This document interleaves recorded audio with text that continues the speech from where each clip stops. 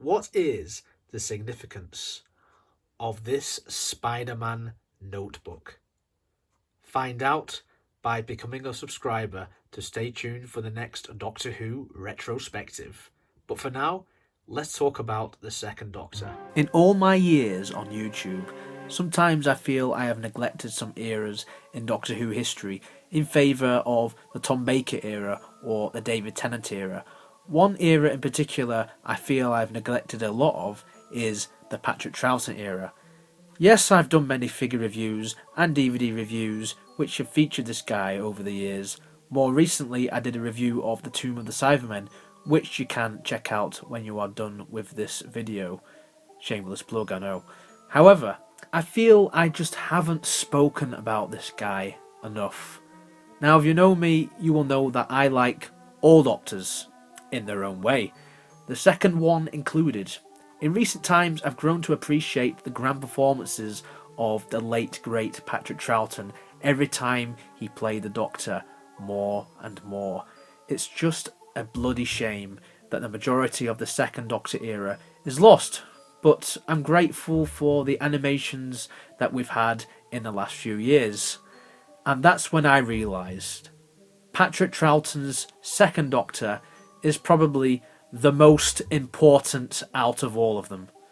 Those of you who are watching who see him as your favourite Doctor will be likely to agree with me wholeheartedly, but for those of you who may be puzzled, let's put into perspective a few things which you may or may not know. Troughton was the first ever actor to take over from the previous one as a Doctor, that of course being William Hartnell as the first. Now, I love William Hartnell. He was a big part of the winning formula in the 1960s for Doctor Who, along with Dalek Mania and some really strong storylines, whether they be historicals or in Count Dracula's Castle. Yeah, that did happen. Hartnell was important in his own right for starting this damn thing in the first place. Let's not forget that. When it was time for Hartnell to move on and for the writers to come up with an idea that Troughton would literally replace him within the narrative of the show, they must have been shitting themselves deep down. If the Second Doctor had flopped with the audiences, then Game over, yeah!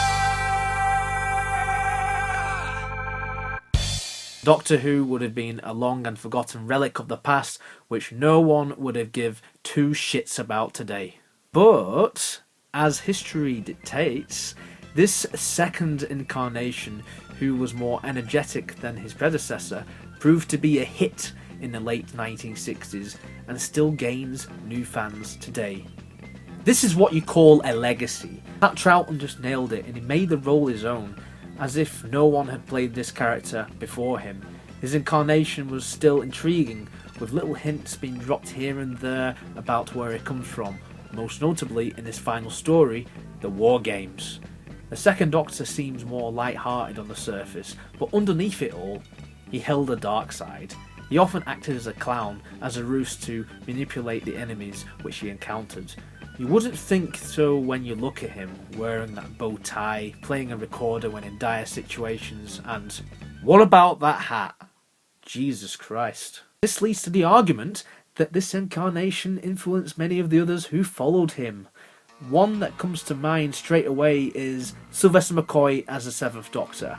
In a new series, Matt Smith's 11th Doctor reminded me a lot of Troughton with his mannerisms and when he was written well. This brings me to my next point, and that is the actors who followed on from Troughton in the decades since. As Doctor Who has got older, the actors who ended up playing the Doctor would have watched the show at some point in their youth. Peter Davison, who played Doctor Number 5, said that Troughton was his all-time favourite Doctor and also inspired him to do only 3 seasons, much like the man himself did. The 3 seasons per Doctor thing seems to be a template which has stuck with the majority of Doctors ever since. Colin Baker, Sylvester McCoy, Matt Smith, and even Christopher Eccleston have gone on record to say that Patrick Troughton was their favourite incarnation of the Doctor. While I have to say that Tom is my favourite, this is pretty unanimous.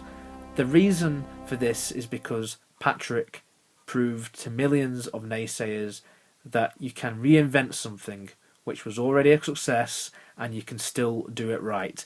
In this case, it was the character of the Doctor. The mannerisms, the funny lines, the serious lines. This is why the other Doctor Who actors love him.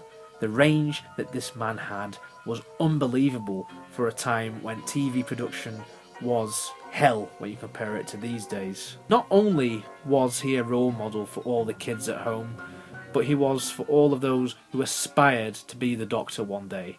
And that for me is why I have to say Patrick Troughton as a second Doctor is the most important.